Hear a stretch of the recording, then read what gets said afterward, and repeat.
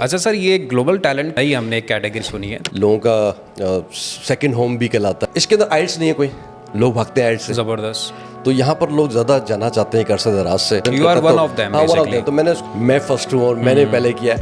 Immigration और normal लोगों के लिए अगर हम बात करें तो इमिग्रेशन साल 1.5 साल से कम कोई भी प्रोग्राम नहीं। तो पड़ोसी मुल्क को तो सबसे पहले उन्होंने बैन किया और एज की लिमिट भी कोई नहीं, तो हर बंदा खड़ा हो जाएगा स्टैंड अप कि भाई मैं अप्लाई कर सकता हूँ। सबको गैदर करके एक केस तैयार नहीं कर सकता, बट आई डोंट नो कि मुझे केस कैसे सबमिट करना है। वहाँ पे आदिल साहब की एक्सपर्टीज आती है। कामयाबी पड़ी भी नहीं मिलती आपको। सुबह उठे आपको जो है ना वो कामयाबी आपको सलाम कर रही होगी। आपको कोई एक बच्चा सुन रहा है जो कि 15-16 साल का है, तो सर उसको आप क्या रेकमेंड करेंगे? विद द फ्लो अगर नहीं रहेंगे तो फिर आउटडेटेड हो जाए, क्योंकि स्किल्स का दौर है। अब ज़्यादा स्किल्स को इम्प्रूव करें। आदिल भाई ये बताएं मेरा हो जाएगा? मेरे पास रिसर्च नहीं, पब्लिकेशन नहीं, मेरा हो जाएगा? अगर यही क्राइटेरिया हो कि सिर्फ पब्लिकेशन वाले अप्रूव होंगे तो फिर तो हमें अप्लाई ही नहीं करवाना चाहिए किसी को। ऐसे आपको लाजमी अपनी 22-23 साल की जर्नी में मिले होंगे जो कि बहुत नेगेटिव होते हैं। तो मुझे ये समझ में आता है कि भाई क्या लड़ने आए हो, और नेगेटिविटी का तो कोई इलाज ही नहीं है। Now what? थोड़ा सा अपने आप को जो है वो रिलैक्स मोड में रखें। अस्सलाम वालेकुम, मेरा नाम है अली कासिम और बिज़नेस पॉडकास्ट के अंदर मैं दोबारा से आपकी खिदमत के अंदर हाज़िर हूँ। और आज के जो हमारे गेस्ट हैं उनको आप बखूबी जानते हैं। वो पिछली भी कई सारी हमारी पॉडकास्ट के अंदर एज अ गेस्ट आ चुके हैं और बड़े ज़बरदस्त किस्म के उन्होंने हमारे साथ सेशंस किए, जिसमें आप लोगों के सवालात के जवाबात उन्होंने बड़े अच्छे तरीके से दिए हैं। और आपको जैसे पता है कि everybody wants to secure their future, एक अच्छी ज़िंदगी हर किसी का जीने का हक़ है। तो कोई हिजरत करके माइग्रेट करके जाना चाहता है, तो कोई अपनी फैमिली को कहीं ट्रैवल करवाना चाहता है। उसके हवाले से हमारे पास एक एक्सपर्ट मौजूद हैं जिनका नाम है आदिल इस्माइल। आप लोग इनको जानते हैं माशाल्लाह से। पर्सनल इनका 22 साल से ज़्यादा का एक्सपीरियंस है, और अगर इनकी फ़ैमिली की बात की जाए तो माशाल्लाह फिर तो 30-40 साल का और एक्सपीरियंस आप उसमें जो है वो जोड़ सकते हैं। तो चलते हैं आदिल इस्माइल साहब के पास। और आज का जो हमारा पॉडकास्ट का टॉपिक है वो है global talent. Global talent visa क्या चीज़ है, क्या एक नई कैटेगरी हमारे सामने खुल के, कहते हैं ना वो गेम्स के अंदर लेवल्स होते हैं, कौन सा ऐसा लेवल हमारे सामने ऐसा खुल के आया है, तो इसके बारे में बात करते हैं। अस्सलाम वालेकुम सर, कैसे हैं आप? वालेकुम अस्सलाम अली, कैसे? ठीक ठाक है, अल्लाह का शुक्र sir. Thank you for coming. और बहुत शुक्रिया आपका भी कि आपने दोबारा मौका दिया। सर आपका शुक्रिया कि हम जब आपको बुलाते हैं आप जो है वो हाजिर होते हैं। अच्छा सर, ये ग्लोबल टैलेंट का जो है वो हमने एक कैटेगरी हमने सुनी है, तो प्लीज़ इसका बताइएगा कि ये क्या चीज़ है और कौन लोग इसमें अप्लाई कर सकते हैं, कौन कौन सी कंट्रीज आती हैं? बेसिकली दो जो कंट्रीज़ है उसको हम इस वक्त लोगों के सामने लेके आ रहे हैं। और ऑब्वियसली लोगों का सेकंड होम भी कहलाता है, जैसे यूके जिसको हम इंग्लैंड भी कहते हैं, ब्रिटेन भी कहते हैं। तो यहाँ पर लोग ज़्यादा जाना चाहते हैं एक अरसे दराज से, और यहाँ पर स्किल्ड प्रोफेशनल्स और बिजनेसमैन के लिए एज सच बहुत ज़्यादा वीज़ा कैटेगरीज अवेलेबल नहीं रही हैं 2010 के बाद से। 2010 से पहले 2003 में हमने लॉन्च किया प्रोग्राम। हमने तो नहीं कहेंगे क्योंकि फिर वो वाली बात है कि जो मैं काउंटर करता हूँ कि यार मैं फर्स्ट हूँ और मैंने पहले किया है। ऑब्वियसली जिसको पहले मिल जाता है वो उसको जो है ना वो रिप्रेजेंट करता है। One of them. तो मैंने उसको रिप्रेजेंट जो किया वो था हाईली स्किल्ड प्रोग्राम। ठीक है। तो वो हमने बड़ा कामयाबी से किया, बड़े लेजिटिमेट और सीनियर लोगों के साथ हमने काम किया और हाईली स्किल्ड में हो गए। इस प्रोग्राम को लोगों ने बड़ा कैपिटलाइज किया। कंसर्न्स ऑब्वियसली हमारे यहाँ जो मशहूर ज़माना होते हैं और हमारे पड़ोसी मुल्क में भी ऐसे ही होते हैं। तो पड़ोसी मुल्क को तो सबसे पहले उन्होंने बैन किया 2010 में। ये प्रोग्राम बड़ा अबूताब के साथ चला 2003 से लेकर 2010 तक। उसके बाद सबसे पहले उन्होंने बैन किया कि बहुत ज़्यादा जाली तादाद के अंदर, क्योंकि बड़ी आसान जो है वो रिक्वायरमेंट्स थी कि आप सैलरीज अच्छी दिखाएं, उसके लिए सैलरी स्लिप का होना ज़रूरी है। बैंक के अंदर तो ट्रांसफ़र करवा दें 2-4 महीने की, 6 महीने की, 12 महीने की, तो आप जो है अप्लाई कर सकते। तो लोगों ने बेइंतहा तादाद में अप्रूवल्स लेना शुरू किए। मिसयूज़ किया कुछ लोगों ने। फिर उसके बाद 2010 में एक आध साल पहले हमारे पड़ोसी मुल्क को उन्होंने बंद किया, फिर उसके बाद हमें भी सबको पूरी दुनिया से वो हाईली स्किल प्रोग्राम बंद हो गया। ठीक है। अब यहाँ जब हम बात करते हैं इस 2025 के अंदर, तो ये प्रोग्राम बेसिकली तो नया नहीं है, लेकिन चूँकि अब हम इसको इंट्रोड्यूस करें, इसके ऊपर तवज्जो दे रहे हैं, निगलेक्टेड चाइल्ड है, तो इसको हम मार्केट में लेके आ रहे हैं कि यूके के ग्लोबल टैलेंट प्रोग्राम। सबसे इंपॉर्टेंट फैक्टर ये है क्योंकि हम US EB2 भी करते हैं और कर रहे हैं अरसे से, और इसके अलावा कनाडा है, ऑस्ट्रेलिया है, ये सारी चीज़ें। बट इन तमाम प्रोग्राम के अंदर जो सबसे मुश्किल बात है वो है टाइम ड्यूरेशन। ये इतना लंबे टाइम के लिए तो अक्सर और बेशतर तो लोग रिवर्स गेयर लगा लेते हैं। जब मुझसे मीटिंग करते हैं तो उसके बाद वो तैयार भी होते हैं, उसके बाद कई एक आध जो वो उसका जहन होता है कि यार इतना टाइम। अभी मेरे पास एक क्लाइंट है, वो उनका केस सबमिटेड है, अब वो सिर्फ इस बुनियाद के ऊपर विड्रॉ कर रहे हैं कि यार मेरा B1 B2 का भी प्रोग्राम है, इतना सारा मैं वेट करूंगा, मेरे लिए कोई मुश्किल ना हो जाए और बहुत ज़्यादा वेटिंग है, तो ये थोड़ा सा पिंच करती है लोगों को, जो है ना वो मुश्किलात होती है, क्योंकि लोग जल्दी जाना चाहते हैं। असल मसला ये मैं अक्सर जो बेचता कहता हूँ कि अभी ऐसा अगर बड़े प्रोग्राम से बात करें, इमिग्रेशन और नॉर्मल लोगों के लिए अगर हम बात करें तो इमिग्रेशन 1.5 साल से कम कोई भी प्रोग्राम नहीं है। तो ये ध्यान में रखें, कोई जो बंदा कहता ना कि मुझे, उसके ऊपर हम बाद में बात करेंगे लोग अब जाते कैसे हैं, क्या करते हैं, और वो एक अलग कहानी और स्टोरी है। But coming back to the हमारी जो स्टोरी है और जो प्रोग्राम है उसमें है कि ग्लोबल टैलेंट हम बात करें। एक हम बात कर रहे हैं यूके का ग्लोबल टैलेंट, जो कि 4 से 8 हफ्ते के अंदर आपको इंडोर्समेंट लेनी होती है और वो मिल जाती है। ठीक है। और उसके बाद इतने ही 8 से 12 हफ्ते आपको लग जाएंगे वीज़ा के अंदर। तो टोटली हफ्तों का गेम है ये। और आपको एक यूके का वीज़ा मिलेगा जो कि टुवर्ड्स ILR होगा, indefinite leave to remain, permanent residency.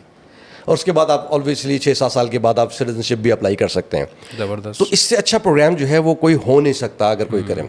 But programme के खदोखाल क्या होंगे, वो ये है कि आपको जब वर्ड यूज़ होता है ग्लोबल टैलेंट, तो ऑब्वियसली आपको खुद ही जहन में समझ में आ जाएगा कि आपको ग्लोबली अपने आप को टैलेंटेड प्रूव करना है। और जब टैलेंट की बात करेंगे तो ऑब्वियसली कंपटीशन होगा फिर।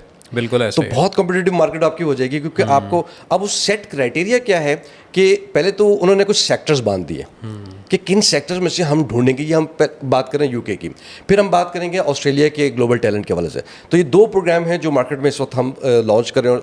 अगर हम कहें और कंसर्न्स की तरह कि हम हमने पहला शुरू किया, तो बिल्कुल वो हो सकता है। तो but again UK global talent के अगर हम बात करें तो ये सबसे ज़्यादा जो 3-4 सेक्टर्स हैं, मिसाल के तौर पर आपके रिसर्चर्स हो गए, एकेडमिक वाले लोग हो गए, जिनके पास नेशनल इंटरनेशनल पब्लिकेशंस पब्लिकेशंस होंगे, ग्रांट्स उन्होंने ली हुई हैं।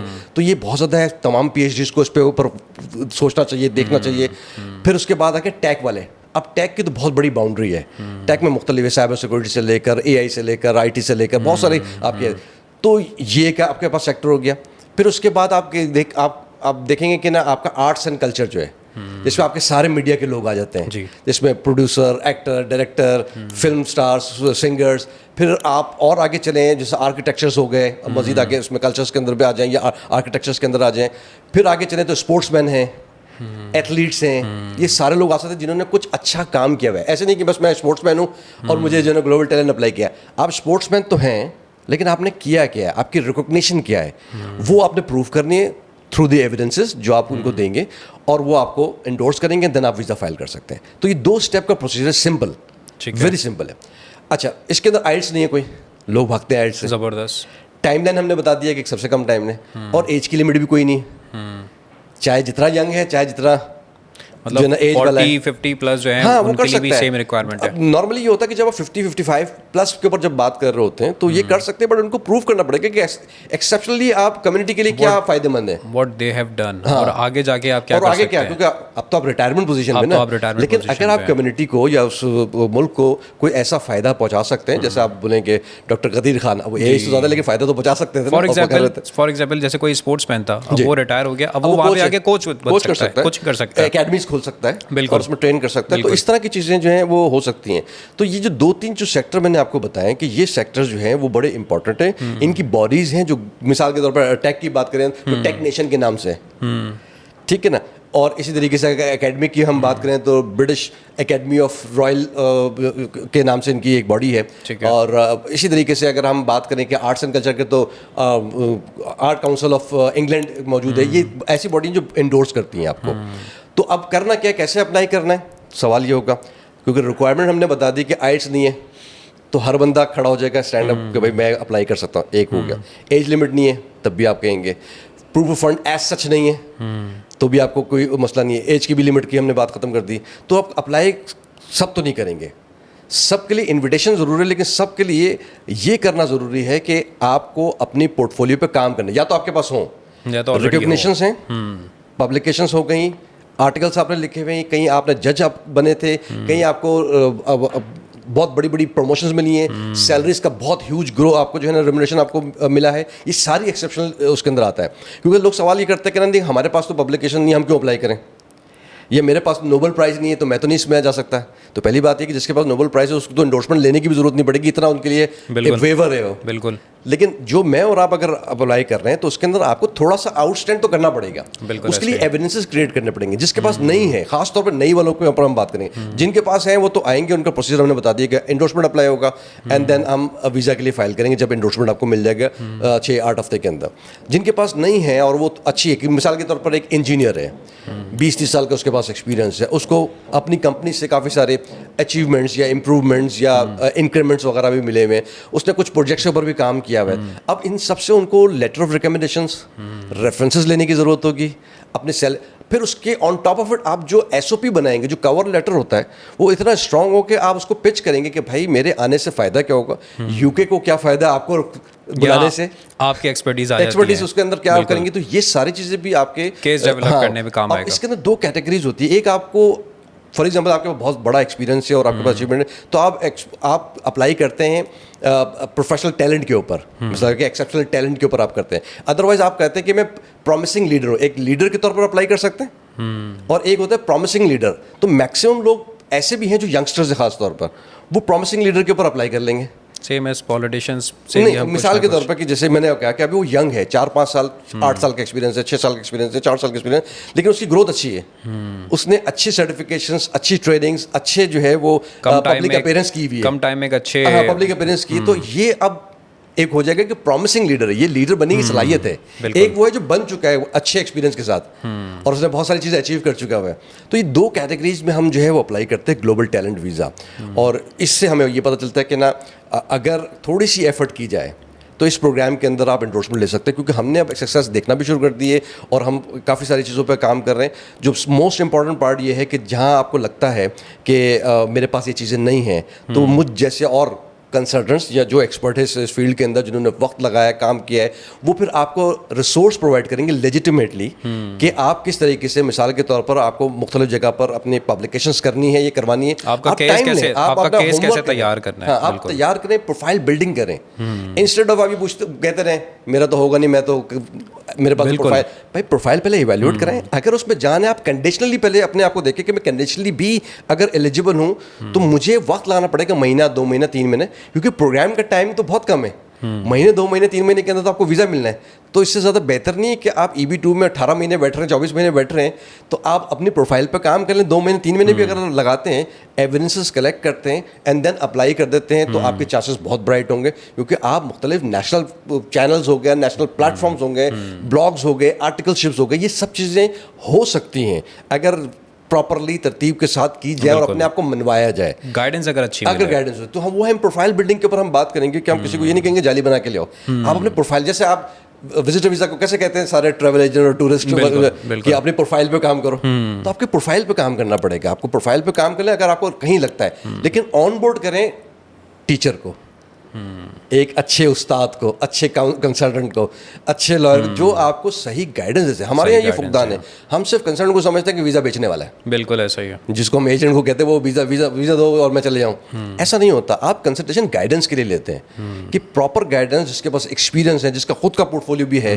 वो खुद भी मीडिया रेटेड भी है, तो वो ज़्यादा आपको बेहतर अंदाज में गाइड कर सकता है। वो खुद जजेस भी रह चुका हो, बात भी कर चुका हो कि भाई जज कैसे करना है, मैं बहुत मुख्तलिफ टीम्स को कर चुका हूँ, तो आपको ज़्यादा जो है ना वो फ़ायदा हो जाता है कि किस केसेस को किस तरह से हैंडल करना है। सिर्फ ये है कि जब हम अप्लाई करते हैं तो ये सारी चीज़ें जो हमने कहा कि लेटर ऑफ रिकमेंडेशन के ऊपर ख़ास तवज्जो होती है कि लेटर ऑफ आपको जो रिकमेंड कर रहा है उसकी खुद की क्या हैसियत है। आपको जैसा EB2 में, ये उन लोगों के लिए तो बहुत ज़्यादा आसान है समझना जिन्होंने EB2 अप्लाई किया, किसी को मिल गया, किसी को नहीं मिला, क्योंकि उनकी कैटेगरी अलग है। हाँ, और वो उनको ये पता है कि लेटर ऑफ रिकमेंडेशन कैसे लेते हैं, बिल्कुल, और मिलता कैसे है, क्योंकि उसमें बहुत बातें हो चुकी है, हमने भी बात की है। तो लेटर ऑफ रिकमेंडेशन जो है वो बहुत इंपॉर्टेंट रोल आपका प्ले करता है। On in addition to that, आपको मैंने कहा कि आप अपनी प्रोफाइल पे जो प्रोफाइल बिल्डिंग है, जिसके अंदर पब्लिकेशंस भी हो सकती हैं, आर्टिकलशिप भी हो सकती है, ब्लॉग भी हो सकता है, कोई आपने ऐसे वीडियोस भी बनाए हैं जो आपका बड़ा आपको सराहा गया है और उसके ऊपर आपको इवन यूट्यूब की तरफ से आपको जो है ना वो बहुत आपको सब्सक्राइबर मिल गया और आपको जो गोल्ड शील्ड भी मिल जाती है। हर चीज़ काउंट करती है, हर चीज़ आपको वो जो है काउंट करती है, because you are adding a value in a society. आप कुछ कह रहे हैं और कुछ लोगों को कहने की सलाहियत आपकी होनी चाहिए, कहने की सलाहियत आपकी होनी चाहिए। मैं बहुत सारी चीज़ें जमा भी कर लूँ लेकिन मैं उसको एक्सप्लेन नहीं कर सकता, उसका मैं उसको ग्लोरीफाई नहीं कर सकता। सबको गैदर करके एक केस तैयार नहीं कर सकता। जैसे मैं बता रहा हूँ कि जैसे एक एक्सपर्टीज़, मेरी एक एक्सपर्टीज़ है कि मैं फॉर एग्जांपल मीडिया के फील्ड में हूँ, बट आई डोंट नो कि मुझे केस कैसे सबमिट करना है। वहाँ पे आदिल साहब की एक्सपर्टीज़ आती है, तो I would go with Adil साहब, जिसका काम उसी को साझे, कि मैं आदिल साहब के पास जाऊँगा कि sir I have done this, मेरे पास ये एक्सपीरियंस है, बट सर इसके आगे का स्टेप का एक्सपीरियंस मेरे पास नहीं है, सो आई नीड योर गाइडेंस कि आप मुझे इस केस को आगे लेके जाएं। सबसे इम्पोर्टेंट जो मैं अपने एक्सपीरियंस से सीखा भी हूँ, और जो मेरी पूरी फैमिली ने भी कैरी किया, उससे भी मुझे असर, जैसे मुझे मेरे बेटे को मिलता है कि वो उसकी जो थिंकिंग, जो आपका इमिग्रेशन एक्यूमेन है ना, जो सोचने समझने की सलाहियत, जो आपका प्रॉपरली बिजनेस को समझने की सलाहियत, वो अगर बहुत शार्प है और अच्छा है, और आप वही सोचते हैं समझते हैं, जैसे कि आप अपने, अगर मेरी प्रोफाइल होगी तो मैं कैसे अप्लाई करूँगा, बिल्कुल, और किस तरह से उसके ऊपर जो है ना, तो वो अगर आपका अच्छा है, क्योंकि आपको क्रिटिकली एसेस करना आना चाहिए। अगर आप किसी एप्लीकेशंस को, मैं यहाँ तक देखें, कामयाबी पड़ी भी नहीं मिलती आपको कि कल सुबह आप सो रहे थे, सुबह उठे, आपको जो है ना वो कामयाबी आपको सलाम कर रही होगी, या लोगों ने पहचानना शुरू कर दिया, आपने उसके लिए एफर्ट की होगी ना, आपने मेहनत की होगी उसके लिए। वो आपको सिखाती है कि आप क्रिटिकली एसेस कैसे करेंगे और लोगों को हेल्प कैसे करेंगे। तो हमने जो मेहनत की है वो लोगों को हेल्प करके, जो हमने सीखा है, समझा है, इतना जो प्रोग्राम्स को लॉन्च करते हैं। अब वाहिद ही आप पूरे पाकिस्तान के अंदर भी आप देखने जाएंगे कंसल्टेंट्स की बरादरी के अंदर, तो आपको कोई शाजुर नादर लोग मिलेंगे जो बहुत सक्सेसफुली मुख्तलिफ पोर्टफोलियोज पे काम करते हो। कि ऑस्ट्रेलिया भी बहुत सक्सेसफुली करता है, यूके भी बहुत सक्सेसफुली करता है, वो EB2 भी करता है, कनाडा भी करता है, वो कैटेगरी है। जैसे बड़े भाई भी हैं, वो कनाडा बहुत स्पेशलिस्ट है माशाल्लाह, बहुत ज़बरदस्त काम करते हैं। देन वो उसी को मेरे फादर थे, कनाडा करते थे, फिर उन्होंने यूके भी थोड़ा सा अडॉप्ट किया। ऑस्ट्रेलिया के लिए मेरे पास आते थे वो, क्योंकि ऑस्ट्रेलिया थोड़ा सा टिपिकल है। मुझे अल्लाह ने थोड़ा सा कहना चाहिए कि गॉड गिफ्टेड सलाहियत थी कि मैं बहुत जल्दी अडॉप्ट भी कर लेता हूँ, समझ जाता हूँ। थोड़ा लॉ के ऊपर थोड़ा सा ज़रा तवज्जो ज़्यादा थी, तो समझना आसान था, क्योंकि लॉ के शिकों को भी समझना, चीज़ें करना तो कभी मुश्किल हो जाता है। तो वो हमने हमें उसकी वो जो ना वो पकड़ हमने ले ली। तो उस वजह से भी थोड़ा सा ये सलाहियत थी कि हम जो पिकिंग है, और फिर डीप डाउन रिसर्च करना। कोई प्रोग्राम भी बगैर रिसर्च किए हुए हम लॉन्च ही नहीं करते। बिल्कुल आउट ऑफ क्यूरियोसिटी कर दिया, या सेल्स पॉइंट ऑफ व्यू से कर दिया कि बस जल्दी से आपने सेल्स करते हैं, हम उसके ऊपर करते हैं। इवन केसेस लेने के बाद भी बहुत आपकी ड्यू डिलिजेंस, रेक्टिफिकेशंस, चीज़ें चल रही होती है ताकि लोगों को फ़ायदा हो। जिसका केस पे काम कर रहा है उसको फ़ायदा होना चाहिए। तो ये सारी चीज़ें उसके अंदर, क्योंकि उनका ड्रीम बेसिकली इसके साथ जुड़ा हुआ है कि वो अगर फॉर एग्जांपल, अच्छा सर, ग्लोबल टैलेंट के हवाले से ये बात करेंगे कि आपने जैसे एक सारी कैटेगरीज बताएंगे, इसके अंदर एक्टर्स से लेके सिंगर्स हैं, फॉर एग्जांपल कोई आर्किटेक्ट है, कोई स्पोर्ट्समैन है। इसके अलावा मैं पूछना चाहूँगा आपसे कि कोई अगर आपको फॉर एग्जांपल आपको कोई एक बच्चा सुन रहा है जो कि 15-16 साल का है, he is completing his studies basically, और वो अपनी तालीम मुकम्मल करने के बाद उसका एक ड्रीम है कि यार ये मैंने आदिल साहब का फला पॉडकास्ट में सुना था, global talent, I also want to move to UK या ऑस्ट्रेलिया। तो सर उसको आप क्या रिकमेंड करेंगे आज से 4-5 साल, जितने भी उसके पास एक टाइम ड्यूरेशन है, उसमें उसको ऐसा क्या करना चाहिए अपनी एजुकेशन प्रॉपर कंप्लीट करने के साथ साथ? देखिए, अच्छा सवाल है ये, और लोगों के जहनों में भी आता है कि मुझे क्या करना चाहिए, बट मैं थोड़ा सा डिफरेंटली इसको आंसर करूँगा। कहने को तो बहुत कुछ है, बट मैं इसको इस तरह से बताऊँगा। देखिए, आज के जो प्रोग्राम हैं वो कल के नहीं भी हो सकते हैं। आज EB2 चल रहा है मिसाल के तौर पर, और मैं आज EB2 के तहत मिसाल के तौर पर किसी को प्रिपेयर करवाऊँ, तो वो तो नहीं होगा। हम वीज़ा को रख कर नहीं कभी भी बात करेंगे, हम बात करेंगे कैरियर्स कौन से बनते हैं। बिल्कुल, तो उसको आगे फ़ायदा हो सकता है। फिर वो डिमांड जिसकी ज़्यादा होती है, ज़्यादातर लोग जो है ना वो सिर्फ करते हैं कि सिंपली अकाउंट्स की तरफ चले जाएंगे। अगर देखिए, अकाउंट्स एक अच्छी फील्ड है, फाइनेंस एक बहुत अच्छी फील्ड है, ज़रूरत भी है, लेकिन अब चूँकि दौर भी आगे आ गया और लोग खुद भी समझ रहे हैं, और ये बच्चों को भी पता होगा जो ग्रेजुएट हो रहे हैं, ये कर रहे हैं अभी, कि जो भी आप काम करें, चाहे आप हेल्थ पे भी चले जाएं, आपको AI को जोड़ना पड़ेगा। बिल्कुल, आपको टेक्नोलॉजी को जोड़ना पड़ेगा। बिल्कुल, अगर आप फाइनेंस वाले तो फिर टेक्नोलॉजी करेंगे तो फिनटेक हो जाएगा। बिल्कुल, अगर आप एजुकेशन वाले हैं, पढ़ाते हैं, अगर टेक्नोलॉजी को जोड़ेंगे तो एडटेक हो जाएगा। तो ये तमाम चीज़ें जो है ना वो बहुत इंपॉर्टेंट है कि आपको टेक्नोलॉजी को जोड़ना पड़ेगा किसी भी शोबे में जा रहे हैं। प्लस अपनी जो कैरेक्टर है, अपना जो जिस जगह पर भी रह रहे हैं, चाहे पाकिस्तान में ही है चाहे बाहर पढ़ रहे हैं, अपने आप को जो रिप्रेजेंट कर रहे हैं, किसी भी ऑल फॉल चीज़ों के अंदर हमें नहीं जाना चाहिए। कोई शॉर्टकट्स नहीं इस्तेमाल करना चाहिए। प्रॉपर ग्रेजुएशन करें, प्रॉपर पढ़ाई को लेकर करें ताकि आपका ग्रोथ आपको मिले, और साथ में टेक्नोलॉजी का सहारा ज़रूर लें, टेक्नोलॉजी को यूज़ करें। एक बंदा फॉर एग्जांपल, एक अज़राए मजाक भी कह सकते हैं कि मैं इसको समझाना चाहूँगा कि अगर एक बंदा डॉक्टर है, कोई न्यूट्रिशनिस्ट है या डेंटिस्ट है, वो डेंटिस्ट तो बन गया, दुकान उसने खोल ली, लेकिन उसको अपने आप को सेल नहीं करना आता। या लोगों तक बात पहुंचाना नहीं आता, वो ये बैठा हुआ है कि जैसे पहले बहुत ज़माने में अच्छा होता था डॉक्टर है बट कि- उसी को पता है बस। हाँ, उसको पता है और वो बैठा हुआ है। अब उसको ना सेल करना, अब देखिए ना, अब बगैर टिकटॉक के, इंस्टाग्राम के, फेसबुक के, अगर आप, तो आपके पास वो लोग तो आएंगे आपसे ना सलाह लेने के लिए या इलाज करवाने के लिए, लेकिन आप फिर बिजनेस नहीं कर रहे होंगे। बिजनेस नहीं कर रहे हो। बिजनेस इक्विपमेंट भी आपको डेवलप करना पड़ेगा साथ में, बिल्कुल। टेक्नोलॉजी के साथ। और ये सोशल, मैं तो सोशल मीडिया नहीं करता, अब तो भाई बूढ़ा भी होता है सोशल मीडिया करता है, करना चाहिए। बिल्कुल जो ऐसा नहीं है। कर रहा वो अपने साथ जाती करता है। जैसे आजकल हम लोग वो कैरोप्रैक्टर्स की वीडियोस देख रहे हैं कि वो क्रैक्स वगैरह निकालते हैं। नोबडी न्यू आज से अगर 5 साल पहले 6 साल पहले ऐसे। किसी को इतना आइडिया नहीं था कि ये कौन होते हैं या ऐसी भी कोई फील्ड होती है, ऐसे भी डॉक्टर्स होते हर हैं। चीज़ में आपको जाना चाहिए जो वक्त के बिल्कुल। साथ विद द फ्लो अगर नहीं रहेंगे तो फिर आउटडेटेड हो जाएंगे। आउटडेटेड हो जब जाएंगे। आउटडेटेड हो जाएंगे तो फिर आप वो उस तरह से कामयाबी नहीं, इन टर्म्स ऑफ फाइनेंस भी नहीं कर रहे होते, आपको फाइनेंशियल इतना बेनिफिट आपको नहीं मिल रहा होगा, और फिर आपकी ग्रोथ भी नहीं होती। वही लोग होशियार होते हैं जो कम टाइम में, क्योंकि स्किल्स का दौर है, अब ज़्यादा स्किल्स को इम्प्रूव करें। बिल्कुल। खास तौर पर जो मैं अक्सर और बेशतर बोलता हूँ, आपको नजर आऊँगा कि सॉफ्ट स्किल्स पे काम करें। जो क्वालिफाइड है तो उनको तो इतना नहीं ज़्यादा बोलना पड़ता, जो लो स्किल वाले हैं उनको मैं अक्सर बेशतर उनके कान खींचते रहता, बोलते रहता हूँ कि भाई सॉफ्ट स्किल्स के ऊपर अपना काम करें, कैसे बात करनी है, कैसे अटायर अपने रखना है, कैसे जाके जो है ना वो झूठ नहीं बोलना है, कहाँ क्या किस चीज़ करनी है। आई मीन सॉफ्ट स्किल बहुत इंपॉर्टेंट है लोगों के लिए।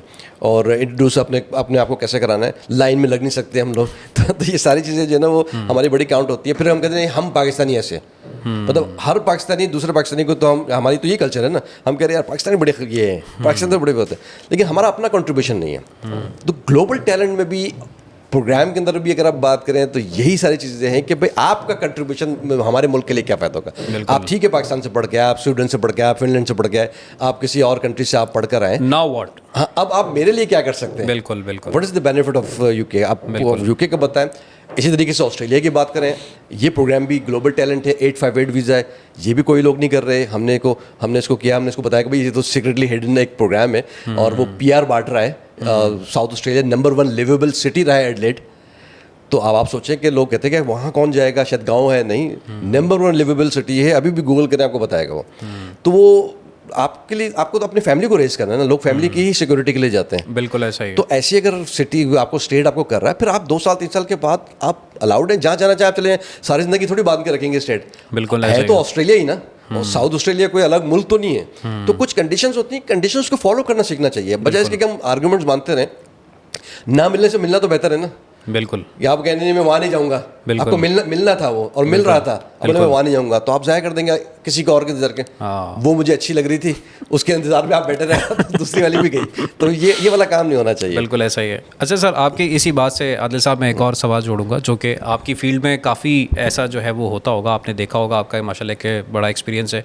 हम सिर्फ ग्लोबल टैलेंट की बात नहीं करते, हम काफ़ी सारे और प्रोग्राम्स की बात भी करते हैं। कुछ लोग ऐसे आपको लाजमी अपनी 22-23 साल की जर्नी में मिले होंगे जो कि बहुत नेगेटिव होते हैं, मेरा हो ही नहीं सकता, मैं जाके क्या करूँगा, मैं तो यहाँ पे अपना ठीक हूँ, सब कुछ हूँ, और वो ना अपनी लाइफ चेंज करना चाहते हैं ना अपनी फैमिली की लाइफ चेंज करना चाहते हैं। उनको आप क्या, आदिल इस्माइल साहब, उनको क्या मशवरा देंगे? अली ये वाला जो सवाल आपने किया ना, इसके लिए मुझे तो 10-12 पॉडकास्ट की जरूरत होगी।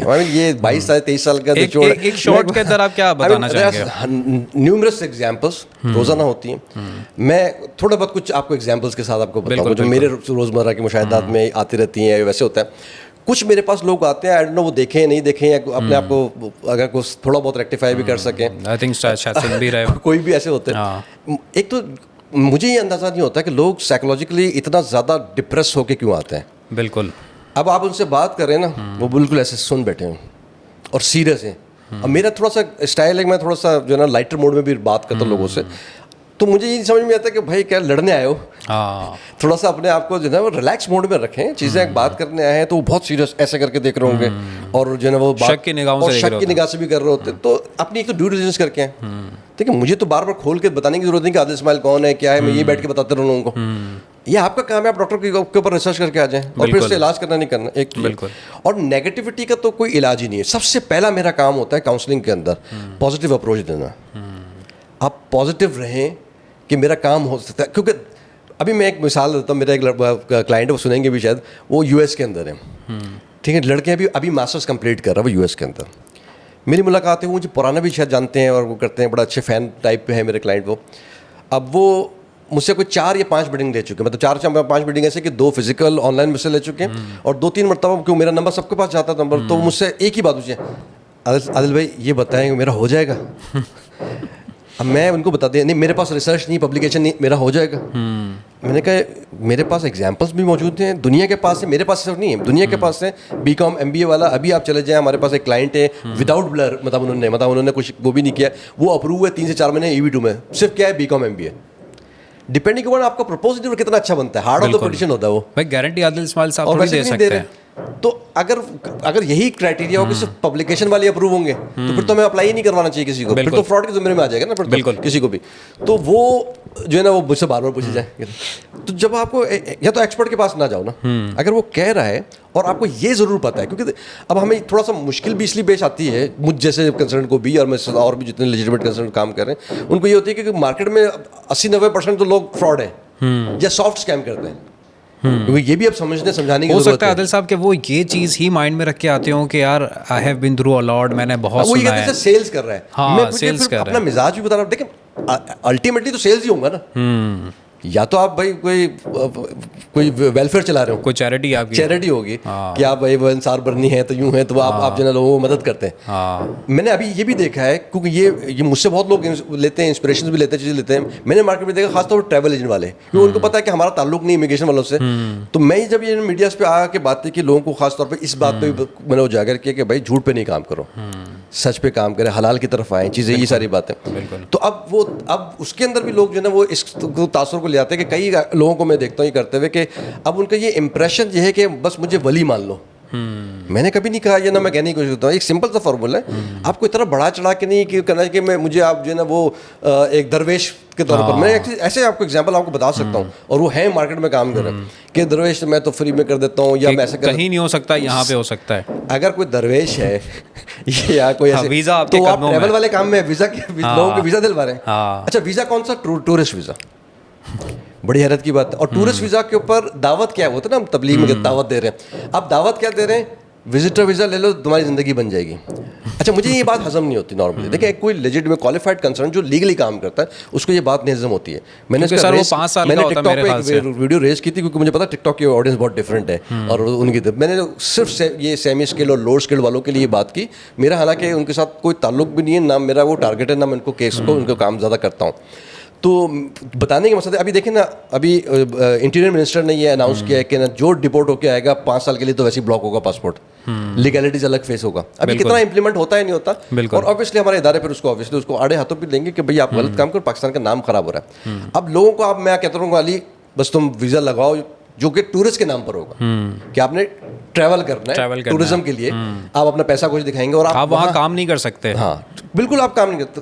अब यही चीज़ है, इस पे काम करने की ज़रूरत है, क्योंकि हमारे ना इदारे, गवर्नमेंट, चीज़ें, लोग और जो मेंटोर्स हैं वो इस पे काम नहीं करते हैं, इस पे बात नहीं करते हैं कि भाई विजिटर वीज़ा पे जाकर लोगों की ज़िंदगी नहीं बनती, सिवाय इस सेंस में बनती है जो पिछले बनती भी नहीं है, लेकिन आप उसका खामियाजा भी तो भुगत रहे हैं ना कि हमारी कौम को, हमारे लोगों को लोग इसलिए उठा के बाहर फेंकते हैं या उसको वीज़ा नहीं देते हैं, ये चीज़ें करते हैं। क्योंकि फिर जब एक बंदा जो पढ़ा लिखा नहीं है, जिसको शऊर नहीं है, जिसके सॉफ्ट स्किल नहीं है, वो विजिटर वीज़ा किसी भी तरीके से जाली से या जैसे भी करके वो चला गया है और वहाँ जाके मजदूरी करता है या छुप के काम करता है, पहले जालिम फाइल करता है, पेपर बनाता है अपना जाली, और उसके बाद में कहीं जाके पकड़े। अभी आपने देखा यूके के अंदर जी कितनी वीडियोस यूके की पुलिस ने बना के लोगों को, उसमें मैक्सिमम पाकिस्तानीज हैं। तो आप क्या समझते हैं कि वो लीगली आए होंगे? कोई इंडियंस पाकिस्तानी दोनों मोस्टली कैटेगरी हैं कि वो चाइल्ड अब्यूज के अंदर हैं मैक्सिमम। मैंने इतनी वीडियोस देखी हैं पेडोफाइल बेसिकली, और किसी जगह पर। तो ये इसलिए वजह ये है कि जब आप विजिटर वीज़ा के ऊपर हमारे यहाँ से भी कोई ड्यू डिलिजेंस नहीं हो रही है और फिर वहाँ पर भी वो चले जाते हैं। ये सारे लोग पैसा बना रहे हैं कि भाई 200 300 500 दरहम दे दो, ये मिडिल ईस्ट में ज़्यादा, और ये किसी को भी भेज देते हैं और ये कहते हैं कि और उसमें से 100-150 अप्लाई, क्योंकि एक बेचारा गरीब आदमी है तो वो कहता है मैं तुक्का लगाने में क्या है, मैं लगा ले तो मेरा लग जाएगा। वो अप्लाई कर देता है, इनके बनते हैं एक महीने के अंदर 100-200 लोग, तो आप लगा ले धर्म के हिसाब से तो कितने आपने बना लिए। उसमें से 5 वीज़ा आते हैं, लोगों को दिखाते हैं और मल्टीप्लिकेशन। अब उसको तो नहीं पता ना कि भाई 500 अप्लाई किए थे, 100 अप्लाई किए थे। तो ये गेम इतना चल रहा है। हाँ विजिटर वीज़ा पे नॉर्मली विजिटर वीज़ा एक लग्जरी है, लग्जरी है आपकी। बिल्कुल, आपके पास, मेरे पास काम हो, एक मैं जॉब में मौजूद हूँ, या मेरे पास आपके पास खाने पीने के पैसे बड़े कम हो और मैं कहूँगा यार मुझे मरी जाना है घूमने के लिए, वेकेशंस पे जा रहे हो, मुझे यूके जाना है, मुझे दुबई जाना है, मुझे इधर जाना है, पॉसिबल नहीं है। बिल्कुल। तो जब तक ये काम होता रहेगा हमारा बदनाम जो है वो बदनाम रहेगा ही। वो बस अमेरिका को लैंड ऑफ अपॉर्चुनिटी के नाम से इंटरव्यू नहीं दो, अपनी जिंदगी बनाओ। भाई आप नॉर्मली, मुझे एतराज नहीं आप जैसा बेच रहे हैं, लेकिन जिस तरीके से बेच रहे हैं वो एतराज है। बिल्कुल। अगर आप ये भी कहते हैं कि भाई इंटरव्यू नहीं आप अप्लाई करें विजिटर वीजा, लेकिन आप ये तो नहीं कह रहे ना कि हर किसी को कह रहे तुम अपनी जिंदगी बनाओ। तुम बस अप्लाई करो, तुम्हारी जिंदगी बन जाएगी, यूएस से यूके चले जाओगे और ये हो जाएगा।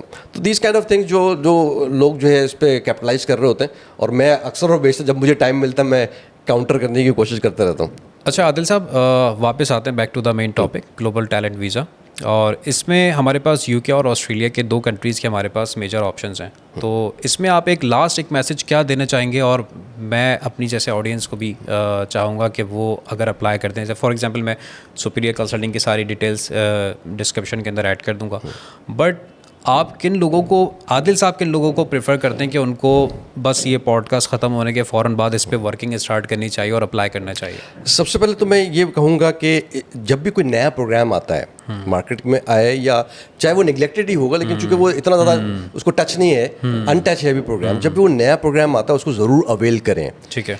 ये सवाल करना जो आपके पिछले क्वेश्चन से भी रेलिवेंट होगा, कि ये सवाल करना कि इससे पहले वीज़ा है फिर मैं अप्लाई करूंगा, तो आप पीछे रह जाएंगे। बिल्कुल। कोई भी प्रोग्राम हो, मैंने हाईली स्किल प्रोग्राम इंट्रोड्यूस कराया, फिर EB2 आया, तो लोगों को पहले वीज़ा, या तो आप वेट करें फिर।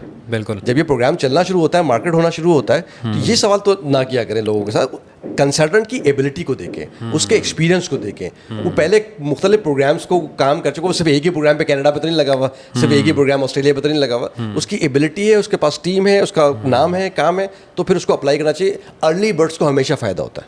ठीक है। ये सबसे इंपॉर्टेंट मैसेज है जो मैं देना चाहता हूँ लोगों को। ठीक है। कि अर्ली बर्ड्स को फायदा होता है, कुछ इन्वेस्टमेंट अपनी ज़ात के ऊपर, लाखों करोड़ों रुपए तो नहीं जा रहे ना आपके पास 2, 4, 5 लाख रुपए के अंदर का, 2 लाख रुपए के अंदर का अगर खर्चा है तो जरूर अपने आपको इन्वेस्ट करें, ये आपकी लाइफ बन सकती है। जब वो विजिटर वीजा पे ये एलिजिबल तरीके से जो है ना, वो कह रहे हैं इतना सा अप्लाई कर, तो अपने पर इन्वेस्ट करो और लाइफ बनाओ, ये तो प्रॉपर तरीका है। आप अपनी प्रोफाइल बिल्डिंग करेंगे इसके अंदर, जिनके पास नहीं, हम ये नहीं कहते कि बिल्कुल ही कोई बीकॉम वाला आ जाएगा और मैं उसको बना दूंगा, नहीं, पहले उसकी इवैल्यूएशन होगी कि करीब तर जो होता है, जो जिसके पास कंडीशनल तैयार करेंगे, कंडीशनल अप्रूवल या कंडीशनल एलिजिबिलिटी का फैक्टर मौजूद है, उसको हम लेके आएंगे और उसको एडवाइस करेंगे कि भाई हम ये आपकी हेल्प कर सकते हैं, आप भी काम करेंगे, हम 1 महीना लें, 2 महीने लें, 3 महीने लें, इवन 6 महीने लें, तब भी कोई बुरा नहीं है। आप उसके ऊपर वर्किंग करें टुगेदर विद योर कंसल्टेंट, और फिर अप्लाई करें। प्रोसेस तो 2 महीने 3 महीने का ना, यूके के लिए खासतौर पर, तो ये काम करना चाहिए। इसके अंदर टेक्नोलॉजी वाले जैसे मैंने शुरू किया, रिसर्चर्स हो गए, एकेडमी वाले हो गए, PhDs हो गए, स्कॉलर्स हो गए, साइंटिस्ट हो गए, स्पोर्ट्स वाले हो गए, मीडिया रिलेटेड हो गए, जितने भी मेरे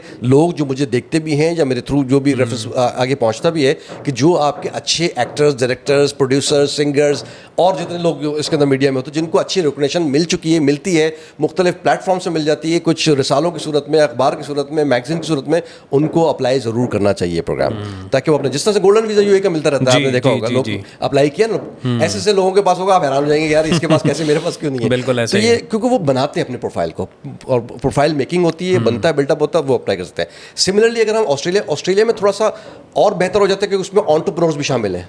सही। जो भी शख्स, जो भी प्लेटफॉर्म, जिनके बेसिकली अपने स्टार्टअप्स हैं, हाँ, जो भी स्टार्टअप अच्छा है, जिसने अच्छा ग्रोथ किया है, अच्छा मार्जिन है उसका in terms of even finances भी और मॉनेटरी लेवल पर भी, वो भी इस प्रोग्राम में अप्लाई कर सकता है। खादो-खाल ऑलमोस्ट सेम रहेंगे, कैटेगरीज थोड़ी सी बढ़ जाएगी। ये भी PR है, इसमें सिर्फ प्रोसेसिंग टाइम का डिफरेंस है कि प्रोसेसिंग टाइम ऑलमोस्ट साल, 1.25 साल मिनिमम लगेगा। एंडोर्समेंट है, पहले आप साउथ ऑस्ट्रेलिया को आप जो है ना अपनी अर्जी देंगे, एप्लीकेशन देंगे, वो आपको जब अप्रूव करेगा तो आपको 1000 फॉर्म देगा और बिजनेस कवर देगा आपको कि आप EY में अप्लाई करें। EY आप अप्लाई करेंगे तो फिर EY के अंदर आपकी सिलेक्शन होगी। विद इन 60 डेज आपने फिर पूरी PR की एप्लीकेशन सबमिट करनी है, जिसमें आप तकरीबन $4,840 के करीब आपकी फीस है जो एप्लीकेंट की, इसका हाफ स्पाउस, इसका हाफ पर चाइल्ड, ये आपने ऑफिशियल फीस है।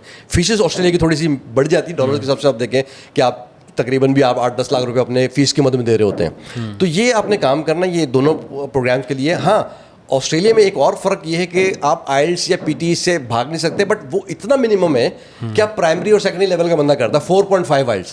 4.5 तो बहुत बेसिक है। तो बहुत बेसिक है, तो ये आपको 4.5 आइल्स का आपको करना है। आपको सिर्फ बताना है कि मेरा पोटेंशियल बहुत अच्छा है और मैं बहुत अच्छी अर्निंग या सैलरीज वगैरह वहाँ पर इजीली जो है वो अचीव कर सकता हूँ। मैं वहाँ पे एलियन की तरह नहीं घूमूंगा, मैं इंग्लिश समझ भी सकता हूँ, बोल भी सकता हूँ और बहुत अच्छी आपकी अचीवमेंट्स होंगी। तो बाकी सारी जो मैंने कहने खातों जो भी अचीवमेंट्स वाली पब्लिकेशंस वाली आप डिफरेंस क्या क्रिएट करेंगे अपने सेक्टर में, अपने डोमेन में, अपनी कम्युनिटी में, ग्लोबल इंप्लीकेशंस क्या हो सकता है, नेशनल इंप्लीकेशंस क्या हो सकती हैं, ये सारी आप उसके अंदर जब डिफाइन करेंगे अपने एंडेवर के अंदर, तो डेफिनेटली आपके चांसेस बहुत अच्छे होंगे। तो ये प्रोग्राम उसी की तसलसल है जो आपका यूएस का EB2 जैसा है। सही। तो कई हज़ार लोगों ने अप्लाई किया ना। शुरू में तो यही वाला था, डर होता है पहले शुरू में, ये प्रोग्राम चलेगा नहीं चलेगा, होगा। जब एक आध का आ जाएगा, जैसे हमारे पास भी अभी आ गया, हमारे पास एक डॉक्टर साहब है, उनका अब आया हुआ है, और लोग भी अभी अप्लाई कर रहे हैं। तो अक्सर जो ये वाले आ रहे हैं कि पहले वीज़ा है तो बताएं, तो मैंने वेट करें भी 4-6 महीने, प्रोग्राम तो आने, बच्चा पैदा हुआ है भी थोड़ा टाइम लगेगा, बड़ा तो होने दे फिर सवाल करना। तो ये सारी चीज़ें हैं कि ये प्रोग्राम है अच्छा और कर रहे हैं। हमारे पास ऑब्वियसली 20-22 साल से ज़्यादा का एक्सपीरियंस और एक्सपोजर है। जब लोग जाकर, और एक और भी एक मेरे पास वाक़या याद है कि मुझे एक साहब ने, लड़के ने बल्कि यंग ने मुझसे पूछा, लाहौर के थे, कि आल साहब मैं आप, बड़ी अच्छी बातचीत हुई, काउंसलिंग हुई, तो कहना कि मैं आप कराची में आप हैं और एक और फलाने, उनसे मैं सोच रहा हूँ। तो मैंने कहा बिल्कुल आप सोचें, आपका राइट है, आप कंज्यूमर राइट है, लेकिन आप कंपेयर नहीं करें। जब आप मेरे साथ बात करें, ठीक है आपने अच्छी बात आपने कहा कि मैं उनसे कर रहा हूँ, बता दिया मुझे, बट मैंने उनको फिर काउंटर ये बता दिया कि देखिए आपकी मर्जी, आपको लग रहा है अच्छा है तो आप चले जाएं, लेकिन अगर आप कंपेयर करके जा रहे हैं तो आप, एक तो मेरी भी तो ही नहीं है एक तरह से कि मैं 22 साल का एक्सपीरियंस और एक लड़का जिसके पास 10 साल का हो, लड़का ही हो जो मुझे भी फॉलो करता हो, ठीक है ना, हर चीज़ हमारी ही फॉलो करता हो, तो आप बोलेंगे आपने तो फिर कुछ भी नहीं किया, आपने झक मारी, फिर तो आप कंपेयर, आप मुकाबला नहीं करें ना। मैं डॉक्टर शाह था, दूसरा कोई और होगा, आप बोले नहीं मैं ये सोच रहा हूँ कि मैं इसको लूँ या इसको लूँ, तो ये तो बड़ी मज़ाक़ा ख़ेज़ बात हो जाती है। आप बोलें कि भाई ठीक है, उनसे भी बातचीत चल रही है, आपसे भी चल रही है, हम इसको देखते, कंपेयर नहीं करें, क्योंकि जब आप कंपेयर करेंगे तो आपको मेरे पास ही आना चाहिए। बिल्कुल, मेरे पास एक सक्सेसफुल, सिर्फ 22 साल का एक्सपीरियंस, सक्सेसफुल 22 साल का एक्सपीरियंस है, तो आप कंपेयर कैसे कर सकते हैं किसी से? May be they are comparing the prices के, वो कभी-कभी असल नहीं होता। शायद आपके साथ भी वो एक पॉडकास्ट में कहते हैं कि हमारे यहाँ बड़ा जो है ना ख़राब है, हमारे पाकिस्तानी मुझ समेत भी, कि शायद हमारे यहाँ जो कंपैरिजन करते हैं वो बड़ी ख़राब होती है हमारे। हम क्या कहते हैं, वो चाइना वाले हिसाब करते हैं, चाइना का माल मिल जाए तो कम पैसे, जो सस्ता है वो ठीक है। आप क्वालिटी, आप हमेशा ज़ाया करते हैं क्वालिटी। मैं 5 स्टार होटल के पास जाकर कहूँ मुझे 2 स्टार वाले यार पैसे दे दो, वो तो दे रहा है ना मुझे, और आप कुछ खा पी नहीं रहे, आप अपने करियर पे पैसे लगा रहे हैं, आप अपने फ्यूचर के ऊपर पैसे लगा रहे हैं। ऐसे लोगों के पास जाएं जिनके पास क्वालिफाइड लोग हैं, जैसे कि मिसाल के तौर पर ऐसे भी लोग हैं आपके पास जैसे EB पिटिशंस बनाते हैं, पिटिशन पे काम कर रहे हैं, खातून काम करिए, उसको सैलरी कितनी मिल रही है? 25,000 रुपये। मेरे ऑफिस बॉय 25,000 रुपये लेते हैं। अब आपको पता ही नहीं होता कि आप जो है ना जिनसे काम करवा रहे हैं कि उनका कैलिबर क्या है, उनका कैलिबर और वो किस तरह से आपके प्रेजेंटेशन, सिर्फ आप ये समझ अच्छा पैसे बच रहे हैं ना, क्योंकि वो वीडियो पे, कैमरे पे आके मुख्तलिफ सवाल लोग करते हैं कि आपके पास अप्रूवल्स हैं, ठीक है ना। मैं कहता हूँ उनको कि भाई मैं अगर आपको अव्वल तो है, हम अपने शो करते भी बताते भी हैं, लेकिन आप जब 1-to-1 आके बैठे हुए हैं, इतना बड़ा पोर्टफोलियो लेने के बाद भी आप कहें मेरे जैसा अप्रूवल ला के दिखाएं, मतलब मेरे जैसा पूरा केस हो, फिर मैं मानूँ। तो मैं ये कहता हूँ कि अगर मैं अक्सर जाके देख लें, अभी आपको मैं एक दे रहा हूँ क्लू, कि लोग दिखा रहे हैं भाई EB2 के टीचर्स के बेइंतहा से ज़्यादा अप्रूवल, सब जाली है। मैं गारंटी के साथ आपको कह सकता हूँ कि, और उसके ऊपर यकीन करने वाला उससे बड़ा बेवकूफ़ है। क्यों? क्योंकि चाहे वो मैं ही हूँ या कोई भी हो, मैं अगर आपको अभी पेपर पे भी दिखाऊंगा ना, आप जहमत थोड़ी करेंगे कि आप उसको चेक करेंगे। बिल्कुल, आप वेरीफाई कैसे करेंगे? बिल्कुल, आप यकीन पे सौदा करते हैं, क्योंकि सीइंग इज बिलीविंग है। बिल्कुल। तो पूरा इस वक्त कल्चर, इस वक्त इमिग्रेशन, ट्रैवल, सारा इसके ऊपर घूम रहा है कि जो हमने शुरू में दिया था, हमने बहुत पॉजिटिव वे में दिया था, उसको लोगों ने अडॉप्ट कर लिया कि हमने अब तस्वीरें खिंचवाना है क्लाइंट के साथ, ये करना वो करना।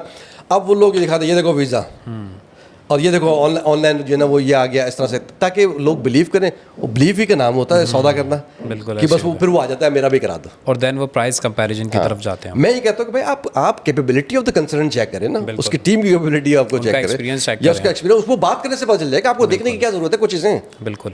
मैं अगर कोई चीज़, मिसाल के तौर पर मैं आज फर्स्ट टाइम आपका केस कर रहा हूँ, फर्स्ट टाइम, कुछ छोड़ दे मेरा पीछे ट्रैक रिकॉर्ड, मैं कोई MBBS डॉक्टर भी आता है तो क्या मरीज आके पूछता है इससे पहले इलाज किया है कि नहीं किया? कोई एक वकील होता है, पूरे उसने हासिल किया है। जब मैं कोई इमिग्रेशन कंसल्टेंट बन गया मिसाल के, तो मैंने कोई पहला केस तो किया होगा लाइफ में। ये सोचा करें कि पहला कोई केस तो क्या होगा। अगर यही मेयार हो कि आप पहले दिखाओ फिर मैं आपसे केस करूंगा, पहले आप डिग्री दिखाएं पहले या अपनी डिग्री दिखाई, या पहले ये होता ना आप इससे पहले अप्रूवल। तो भाई मैं पहला भी तो केस को 22 साल का तजुर्बा रख रहा हूँ, मेरा पहला केस भी किया होगा तो उसने ये सवाल किया होगा कि आप पहले दिखाइएगा। कैपेबिलिटी के ऊपर दिया उसने कि यार ये मेरा केस रिप्रेजेंट कर सकता है।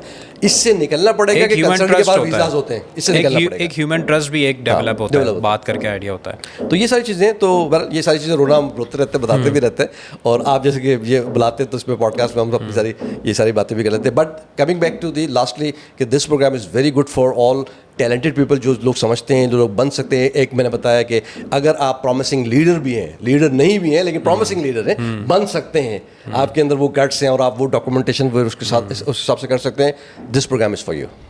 आदिल साहब आपका बहुत बहुत शुक्रिया हमारी पॉडकास्ट में आने के लिए। आदिल साहब को हम जब भी बुलाते हैं, आदिल साहब जो है वो हमारी पॉडकास्ट के अंदर हाजिर होते हैं और हमारे सारे सवालात के जवाब बड़े अच्छे तरीके से देते हैं। और उम्मीद है कि आप लोगों को कोई पॉडकास्ट एक बहुत अच्छी लगी होगी और इमिग्रेशन के हवाले से थी, बट ऑब्वियसली टॉपिक थोड़ा सा डिफरेंट था और एक ऐसी अपॉर्चुनिटी थी जो मैं आप लोगों के साथ शेयर करना चाहता था। और मैं चाहता था कि आप लोग इस पॉडकास्ट को सुनने के बाद अपने लिहाज से इसमें कौन कौन से बेनिफिशियल पॉइंट्स हैं वो निकालें और उसके हवाले से दैन आप अगर चाहते हैं तो दैन आप जाके सुपीरियर कंसल्टिंग इधर अप्लाई कर सकते हैं। Thank you so much Adil साहब। इंशाल्लाह नेक्स्ट पॉडकास्ट में आप लोगों से मुलाकात होगी। अपने कमेंट्स लाजमी शेयर कीजिएगा, अपने नेक्स्ट पॉडकास्ट के हवाले से सवाल लाजमी शेयर कीजिएगा। मैं था आपका होस्ट अली कासिम। अल्लाह हाफ़िज़।